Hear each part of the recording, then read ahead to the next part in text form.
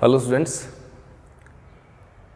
BSc first के आज के इस लेक्चर में हम एस ब्लॉक एलिमेंट्स को कंटिन्यू करते हुए नेक्स्ट टॉपिक हम पढ़ेंगे कॉम्प्लेक्स टेंडेंसी।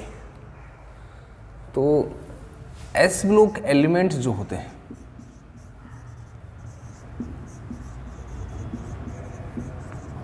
उनकी कॉम्प्लेक्स बनाने की जो इनकी प्रवृत्ति होती है, टेंडेंसी होती है, वो कम होती है। क्यों? ध्यान देना, कॉम्प्लेक्स बनाने का मतलब यहाँ संकुल। अपने 12th क्लास में भी कोऑर्डिनेशन कंपाउंड या उपसहसंयोजक यौगिक आपने पढ़े होंगे और उसमें आपने देखा होगा कि एक लिगेंड होता है और एक कोई एक्सेप्टर होता है, जनरली मेटल। तो लिगेंड और मेटल के बीच में कौन सा बॉन्ड बनता है? उपसहसंयोजक बंध बनता है, कोऑर्डिनेट बॉन्ड, जिसमें लिगेंड एक डोनर की तरह काम करता है और एक मेटल एक्सेप्टर की तरह काम करता है। तो लिगेंड अपने दो इलेक्ट्रॉन किसको डोनेट करता है? मेटल। इस तरह से अगर बहुत सारे लिगेंड या फिर एक लिगेंड जो पॉलीडेंटेड हो सकता है, उस मेटल के साथ कोऑर्डिनेट बॉन्ड उपसहसंयोजक बंध के द्वारा जुड़ जाते हैं और बनने वाला जो कंपाउंड होता है उसे हम कहते हैं कॉम्प्लेक्स, संकुल। ठीक है, तो ऐसे ही क्या एस ब्लॉक के एलिमेंट संकुल बनाते हैं, कॉम्प्लेक्स बनाते हैं। यहाँ सबसे पहले पॉइंट जो आपको याद रखना है या फिर एग्जाम में अगर पूछा जाए तो लिखना है कि कॉम्प्लेक्स बनाने की टेंडेंसी या कॉम्प्लेक्स फॉर्मेशन के फेवर में कौन कौन से पॉइंट्स हैं, कि अगर ये वाला पॉइंट होगा तो वो कॉम्प्लेक्स बनाने की टेंडेंसी उसकी अच्छी होगी। ध्यान देना, हमें किस पर फोकस करना है? साइज, दूसरा पॉइंट चार्ज, तीसरा वैकेंट ऑर्बिटल,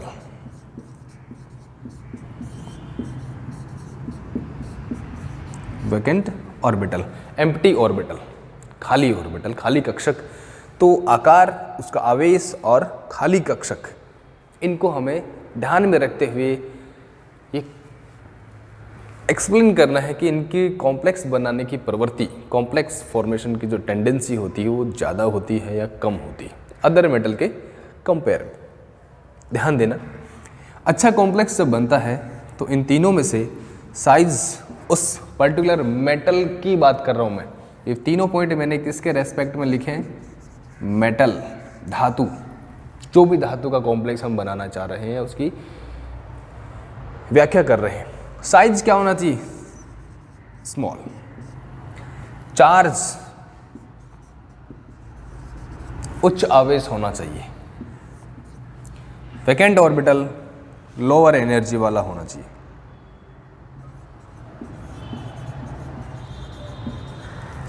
अगर कोई मेटल है, उसकी साइज कम है, उस पर चार्ज डेंसिटी ज़्यादा है और उस पर लो एनर्जी का वैकेंट ऑर्बिटल या एम्प्टी ऑर्बिटल है, तो उस मेटल की कॉम्प्लेक्स बनाने की टेंडेंसी,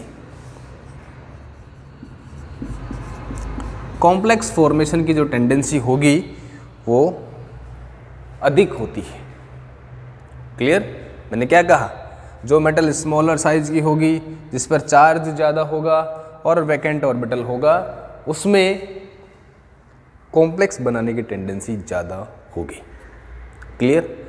अब हम कौन सा ऑर्बिटल, कौन से ब्लॉक पढ़ रहे हैं, एलिमेंट्स पढ़ रहे हैं? S block. अब एस ब्लॉक पूरे आवर्त सारणी में पीरियोडिक टेबल में किस तरफ आता है? लेफ्ट हैंड साइड में। और सबसे लेफ्ट साइड में आते हैं तो लेफ्ट टू राइट जब मूव करते हैं साइज कम होती है। इसका मतलब एस ब्लॉक की साइज अधिक होती है अदर एलिमेंट के कंपेयर में, और साइज अगर अधिक है तो कॉम्प्लेक्स फॉर्मेशन की टेंडेंसी कम होगी। सिंपल सा कंसेप्ट है। तो अदर मेटल के कंपेयर में अगर हम तुलना करें तो जो लेफ्ट हैंड साइड में आते हैं उनकी साइज ज़्यादा होती है। लेफ्ट टू राइट अगर मूव करते हैं या राइट टू लेफ्ट मूव करते हैं, उनकी बात कर रहा हूँ मैं, ग्रुप की बात नहीं कर रहा। तो एस ब्लॉक एलिमेंट सबसे लेफ्ट में आते हैं, उनकी साइज ज़्यादा होती है। और चार्ज क्या होता है इस पर?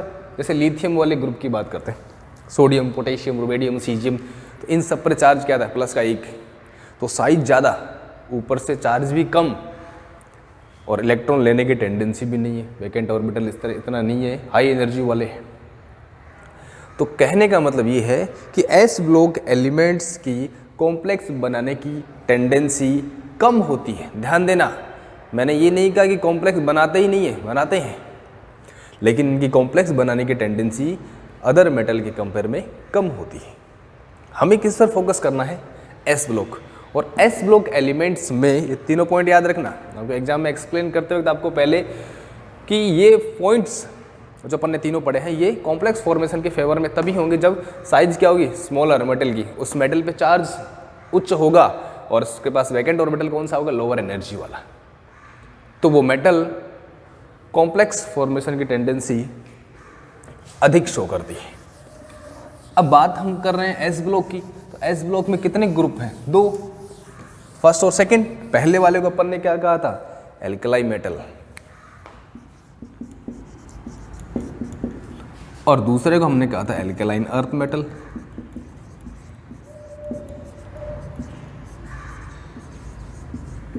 Alkali earth metal. तो अगर हम इनकी बात करें, इनके कंपैरिजन कर लेना,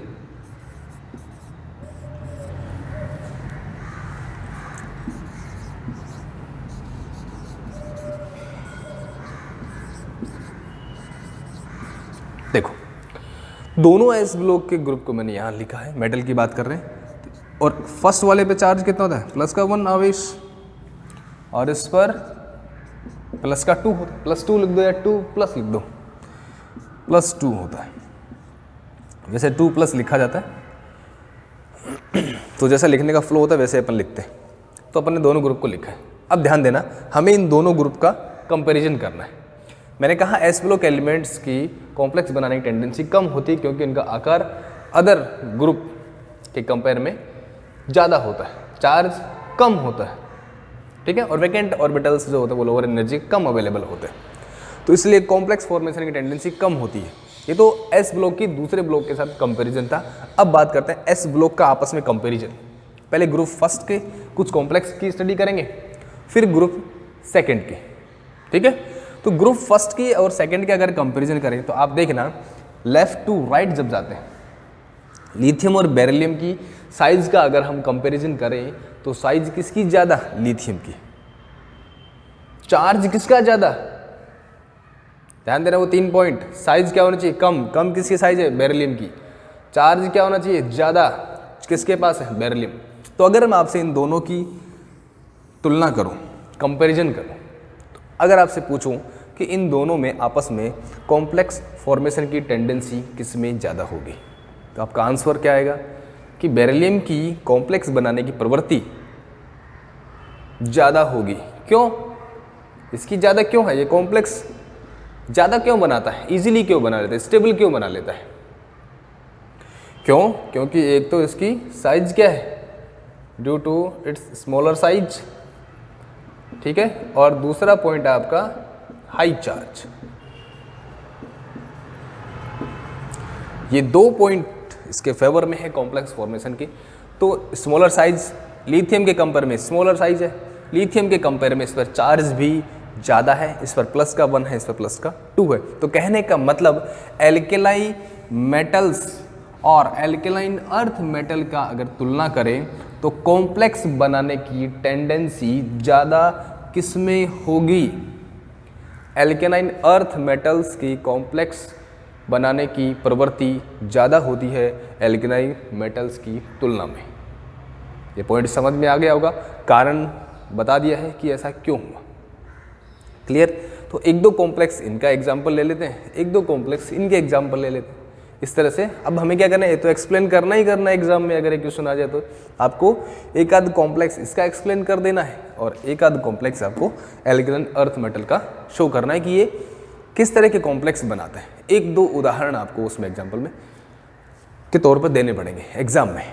तो अब मैं इसमें जो मुख्य उदाहरण जो है, मेन इंपॉर्टेंट जो है, वही अपन डिस्कस करेंगे, वरना कॉम्प्लेक्स तो ये दुनिया भर के बनाते हैं। सबसे जनरल कॉम्प्लेक्स आपको क्या शो करना है? Aqua complex. पढ़ा था अपन ने सॉल्वेशन के अंदर कि वाटर के मॉलिक्यूल लिथियम को चारों तरफ से घेर लेते हैं। सिर्फ प्राइमरी स्फीयर के आपको कंपैरिजन करना है, मेन स्फीयर। तो लिथियम के साथ 4 वाटर मॉलिक्यूल जोड़ देना, प्लस का चार्ज आएगा पूरे कॉम्प्लेक्स के ऊपर, तो ये आपका लिथियम का एक्वा कॉम्प्लेक्स हो गया। तो सबसे सिंपल क्या बनाते हैं? ये एक्वा कॉम्प्लेक्स दोनों बनाते हैं। क्लियर? ग्रुप में से ये मान लेते हैं, ये अपने साथ वाटर के कितने मॉलिक्यूल जोड़ेगा? 4,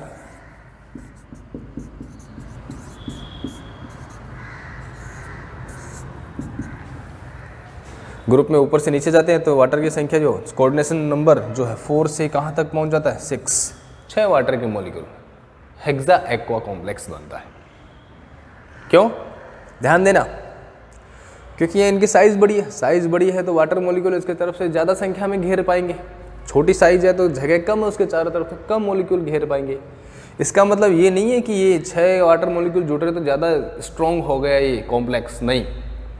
6 वाटर मॉलिक्यूल इसके साथ जुड़ते हैं। रुबिडियम की बात कर लेते हैं तो हेक्सा एक्वा बनाता है,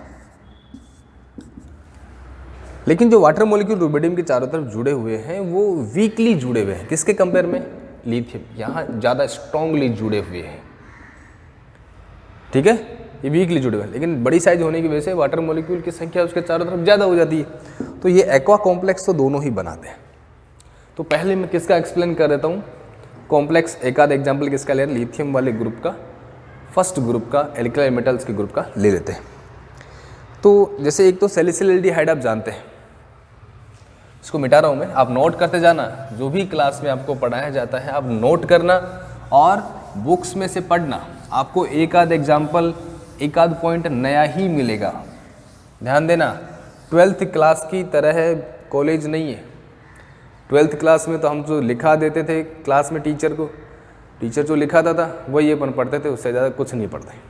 12वीं की किताब फिक्स थी, वही आती है। बीएससी में किताब कोई फिक्स है नहीं, हालांकि सिलेबस के अकॉर्डिंग किताबें बहुत सारी चलती हैं। हिमांशु पब्लिकेशन है, CBH है, JPH है, RBD है, दुनिया भर की।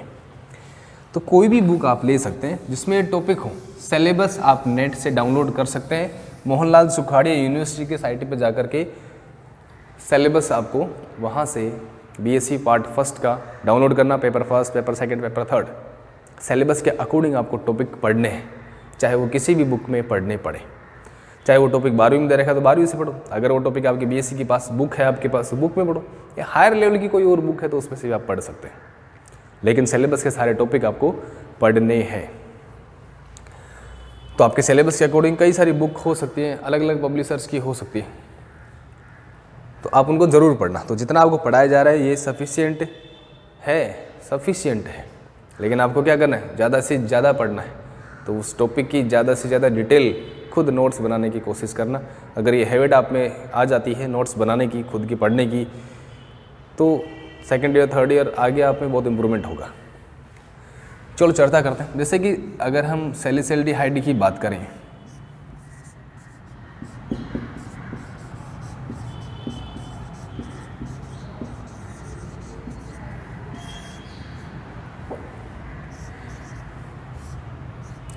सैलिसिल एल्डिहाइड यही होता है, एल्डिहाइड होता है CHO और OH होता है। अगर एक कार्बोक्सिलिक एसिड होता तो सैलिसिलिक एसिड हो जाता। यहाँ एसिडिक मीडियम में ये नेगेटिव चार्ज होगा, फिनोल एसिडिक नेचर शो करता है। बेसिक मीडियम अगर क्रिएट करें और ये लिथियम के साथ में कॉम्प्लेक्स बना लेता है, ऐसा ही इधर दूसरा सैलिसिल एल्डिहाइड का मॉलिक्यूल होगा,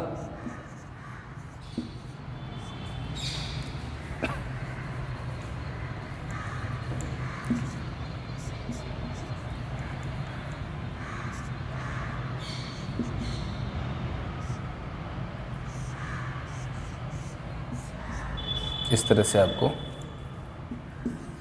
दूसरा सैलिसिल एल्डिहाइड का मॉलिक्यूल बना देना है, ठीक है। तो ये आपका एक कॉम्प्लेक्स बना जिसमें कोऑर्डिनेशन बॉन्ड बने, 4 कोऑर्डिनेशन बॉन्ड। ये लिगेंड का काम कर रहा है सैलिसिल एल्डिहाइड का मॉलिक्यूल। कितने सैलिसिल एल्डिहाइड मॉलिक्यूल जुड़े हुए? 2। कहने का मतलब ये है कि लिथियम कॉम्प्लेक्स बनाता है कि नहीं बनाता? बिल्कुल बनाता है। इससे पहले एक और कॉम्प्लेक्स हमने पढ़ा था, कौन सा? एक्वा कॉम्प्लेक्स, जिसमें लिथियम के साथ में कितने वाटर मॉलिक्यूल अटैच होते हैं? 4 वाटर मॉलिक्यूल। साइज स्मॉलर होती है इसके, 4 ही इसके चारों तरफ प्राइमरी स्फीयर में जुड़ जाते हैं। ऐसे ही और भी होते हैं, बीटा डाई कीटोन या बीटा कीटोन के साथ भी ये कॉम्प्लेक्स बनाता है, सिंपल। लेकिन मेन कॉम्प्लेक्स जो आपको एक्सप्लेन करना है वो है आपके क्राउन ईथर। लास्ट लेक्चर में इस नाम को मैंने एक बार आपको सामने जिक्र किया था कि क्राउन ईथर हम डिस्कस करेंगे। और एक आते हैं आपके क्रिप्टेंट्स। हो सकता है कि इससे पहले ये नाम आप नहीं सुने हो, 12th क्लास में आया हो सामने, तो क्राउन ईथर जरूर आया होगा, किसी न किसी रिएक्शन के ऊपर आपके सामने ये जरूर आया होगा, एल्काइल हैलाइड में जरूर आया होगा crown ether, phase transfer catalyst. ध्यान देना, क्राउन ईथर और क्रिप्टेंट के साथ में एल्कलाई मेटल्स कॉम्प्लेक्स बनाते हैं, संकुल बनाते हैं। चलो संकुल बनाते हैं तो अच्छी बात है। एल्कलाई मेटल हम जानते हैं लिथियम हो सकता है, सोडियम हो सकता है, पोटेशियम हो सकता है, लेकिन क्राउन ईथर क्या है, ये क्रिप्टेंट्स क्या होते हैं, ये समझना बहुत ज़रूरी है। क्राउन ईथर को अगर मैं एक सेंटेंस में, छोटे सेंटेंस में अगर मैं कहूँ तो ये कह सकता हूँ कि crown ethers are macrocyclic ether होते हैं। पोली ईथर, बहुत सारे ऑक्सीजन होते हैं एल्कलाई ग्रुप के बीच में। मैक्रोसाइक्लिक मतलब काफ़ी बड़ी रिंग होती है। एग्जाम्पल अगर मैं लिखूं तो आपको पूछे क्राउन ईथर क्या होता है, क्राउन क्या हो गए, ये बहु ईथर, मैक्रोसाइक्लिक पोली ईथर भी कहते हैं इनको। तो मैक्रोसाइक्लिक पोली ईथर्स होते हैं जो कई तरह के हो सकते हैं। जैसे मैं अगर लिखूं आपको आपके सामने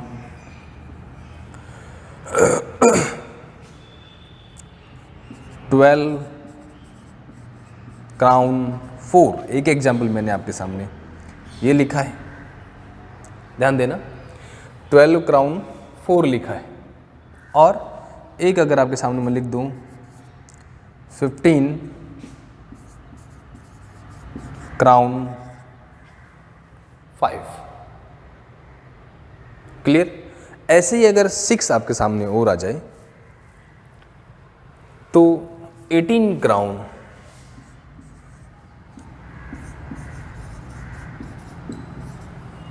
6। तो इस तरह के क्राउन ईथर जो आपके सामने आते हैं यहाँ पर, तो इनका मतलब क्या होता है, ये नाम जो लिखा है इनका किसका क्या मतलब होता है, ध्यान देना। मैं बता रहा हूँ क्राउन ईथर का नोमेनक्लेचर कैसे करते हैं, स्ट्रक्चर भी बताऊंगा मैं। पहली डिजिट जो आपको दिख रही है 12, ये 12 बताता है टोटल उस रिंग की साइज को, किस रिंग के अंदर टोटल कितने एटम हैं, चाहे वो कार्बन हो चाहे वो ऑक्सीजन हो, कार्बन और ऑक्सीजन दोनों को मिला करके। तो रिंग की साइज कितनी है, 12 एटम से बनी हुई रिंग है। क्राउन मतलब साइक्लिक है, बड़ा मॉलिक्यूल है। 4 ऑक्सीजन की संख्या कितनी है, 4। वो ऑक्सीजन की संख्या इधर भी काउंट हो चुकी है, ध्यान देना। इसकी स्ट्रक्चर में बना रहा हूँ, कितने ऑक्सीजन अगर देखें, 4 ऑक्सीजन। क्रिप्टेंट्स को अपन पढ़ेंगे अभी, तो फिलहाल क्राउन ईथर पढ़ रहे हैं, क्रिप्टेंट्स को अभी बताएंगे।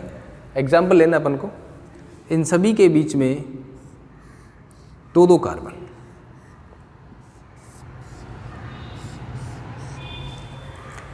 ये बना 12 क्राउन 5। अब 12 कैसे हुआ, ध्यान देना। यहाँ से मैंने काउंटिंग चालू की, 1 नंबर लिख दिया ताकि भूल न जाए अपन कि कहाँ से गिन रहे हैं। 1 नंबर ये कार्बन हो गया, दूसरा कार्बन, तीसरा ऑक्सीजन आ गया, फिर चौथा कार्बन, 5, 6, 7, 8, 9, 10, 11, 12। तो टोटल साइक्लिक रिंग के अंदर जो रिंग का पार्ट है, उसका जो आउटलाइन है, कितने एटम से मिलकर बनी हुई है, टोटल एटम 12। क्या इन 12 में हमने ऑक्सीजन भी गिना है, बिल्कुल गिना है। क्राउन बना रखा है, इनकी एग्जैक्ट अगर स्ट्रक्चर हम देखें तो क्राउन शेप में होती है। ये स्ट्रक्चर आप देखें तो इस तरह की आपको दिखती है, इस तरह से। यहाँ ऑक्सीजन हो सकता है, इसको छोड़ो, यहाँ ऑक्सीजन हो सकता है, फिर यहाँ ऑक्सीजन हो सकता है, दूसरी जगह ऑक्सीजन हो सकता है। तो आपको क्राउन जैसा लगेगा, जैसे किसी ने क्राउन पहन रखा हो, इस तरह से। तो इसलिए इसका नाम क्राउन रखा गया है। और क्राउन कौन सा, जो पहनाते हैं, है ना, लड़कों को नहीं पहनाते हैं, क्योंकि वो बना सकते हैं। ऐसे ही आप 15 क्राउन 5 बना सकते हैं। उसमें ऑक्सीजन कितने आएंगे, 5। हर एक ऑक्सीजन के बीच में 2-2 कार्बन बनाने, हर 2 ऑक्सीजन के बीच में 2 कार्बन, हर ऑक्सीजन के बीच में 2 कार्बन, हर ऑक्सीजन के बीच में 2 कार्बन। तो आप इसको आराम से सेट कर सकते हैं। तो टोटल कितना बनेगा, ये 18 क्राउन। अब आप देख सकते हैं कि ये 12 मेंबर्ड रिंग है, 12 मेंबर्ड रिंग, तो ये वलय जो बनी वो 15 मेंबर्ड होगी और ये 18 सदस्य वलय। तो आप देख सकते हैं ये डिजिट अगर बढ़ती जा रही है तो उस रिंग के बीच में जो साइज है, मतलब रिंग की साइज भी क्या होती जाएगी, बढ़ती जाती है। अब बात करते हैं लिथियम, सोडियम, पोटेशियम। क्या ये तीनों मेटल या कैटायन इस क्राउन ईथर में फिट हो सकते हैं क्या? जरूरी नहीं है। इनमें से जिसकी साइज इसमें एग्जैक्ट फिट होती है, छोटी साइज होगी तो इसके आर पार निकल जाएगा, उसके साथ अटैच नहीं हो पाएगा, बहुत ज़्यादा छोटी होगी तो। और अगर बड़ी साइज हुई तो वो इस कैविटी के अंदर वो कैटायन फिट नहीं हो पाएगा। तो क्राउन ईथर की साइज के हिसाब से उसमें कैटायन की साइज दोनों का फिट होना ज़रूरी है। तो यहाँ इसमें कौन फिट हो सकता है? Lithium plus. 12 क्राउन 4 में जो इसकी कैविटी का जो स्पेस होता है, कैविटी कहते हैं इसको, क्राउन ईथर के बीच का जो स्पेस है, कैविटी खाली जगह, उसमें लिथियम कैटायन फिट हो जाता है। ये कोऑर्डिनेट बॉन्ड के थ्रू जुड़ जाते हैं चारों ऑक्सीजन। कॉम्प्लेक्स बना कि नहीं बना? बना। और एक और चीज़ कि यहाँ एस ब्लॉक एलिमेंट के साथ में अच्छा डोनर जो होता है वो ऑक्सीजन एटम होता है। आपने गौर किया होगा, सैलिसिल्डिहाइड बताया था, उसमें भी ऑक्सीजन डोनेट कर रहा था। वाटर मॉलिक्यूल में भी ऑक्सीजन ही इलेक्ट्रॉन डोनेट कर रहा है, क्राउन ईथर में भी ऑक्सीजन डोनेट कर रहा है। तो ऑक्सीजन के साथ में अच्छी बॉन्डिंग होती है इसकी, हायर इलेक्ट्रोनेगेटिविटी भी इसकी हो गई और इसके साथ अच्छा कॉम्प्लेक्स बनता है। तो जनरली जितने भी कंसेप्ट हम पढ़ेंगे, जितने भी कॉम्प्लेक्स बनाएंगे, वो उसमें ऑक्सीजन डोनर एटम होगा ही होगा। लिथियम ऐसे ही क्राउन 15 क्राउन 5 की स्ट्रक्चर बनाएंगे, वो किसके लिए उसकी साइज फिट होती है? सोडियम के लिए। और ऐसे ही किसके लिए साइज फिट होती है? पोटेशियम के लिए। साइज बढ़ती जाएगी तो उसमें आने वाला कैटायन जो होगा वो भी क्या होगा? बड़ा होगा। अब देखो लिथियम आयन क्या इसमें फिट हो सकता है? उसके तो आर पार निकल जाएगा, क्योंकि उसकी साइज क्या होगी? लिथियम की साइज छोटी है और 18 क्राउन 5 की साइज बड़ी है, उसके साथ कॉम्प्लेक्स नहीं बना पाएगा। ऑक्सीजन और मेटल के बीच की डिस्टेंस ज़्यादा हो जाएगी, वो वहाँ पर स्टेबल नहीं हो पाएगा। ये था क्राउन ईथर। और इनका यूज़ क्या होता है? ऑर्गेनिक केमिस्ट्री में बहुत अच्छा यूज है। क्राउन ईथर वो एक सब्सटेंस है जो एक फेज से, एक प्रावस्था से दूसरी फेज में एंटर हो सकते हैं। जैसे क्राउन ईथर इस सोल्ट को, लिथियम आयन को, जैसे मैं बात करूं लिथियम क्लोराइड है, सोडियम क्लोराइड की बात कर लेते हैं अपन, दूसरा मॉलिक्यूल क्यों लें? सोडियम क्लोराइड वाटर में घुलता, पानी में घुलता है। और ऐसी रिएक्शन में हमने सोडियम क्लोराइड काम ले लिया जो ऑर्गेनिक सॉल्वेंट में होती है, और ऑर्गेनिक सॉल्वेंट में ये घुलेगा नहीं। ऑर्गेनिक कंपाउंड तो घुल गया ऑर्गेनिक लेयर में, और सॉल्ट घुल गया एक्वस लेयर में। दो लेयर बन गई, पानी की और कार्बनिक विलायक की।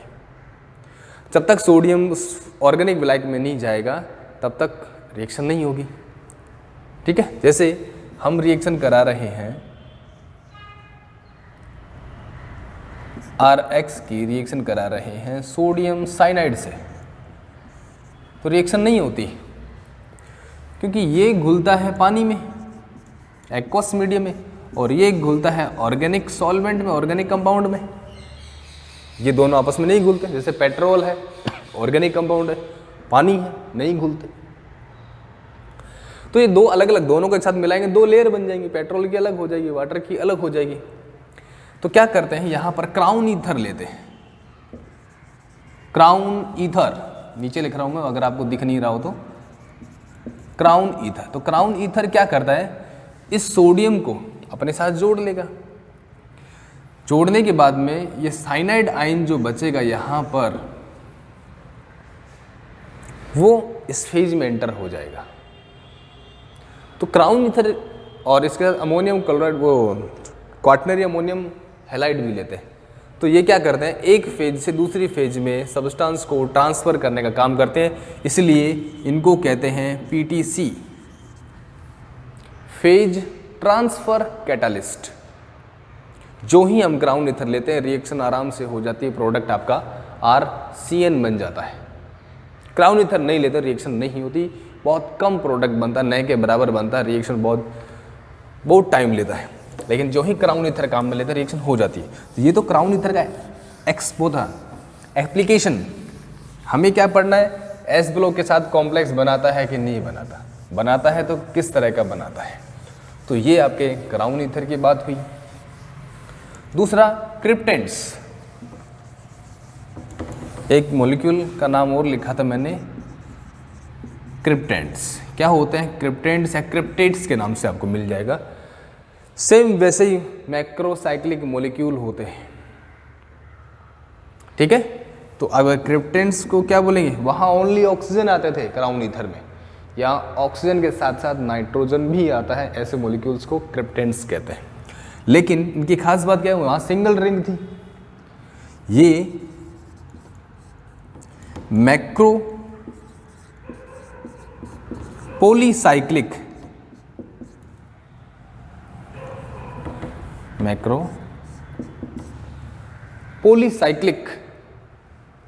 कंपाउंड होते हैं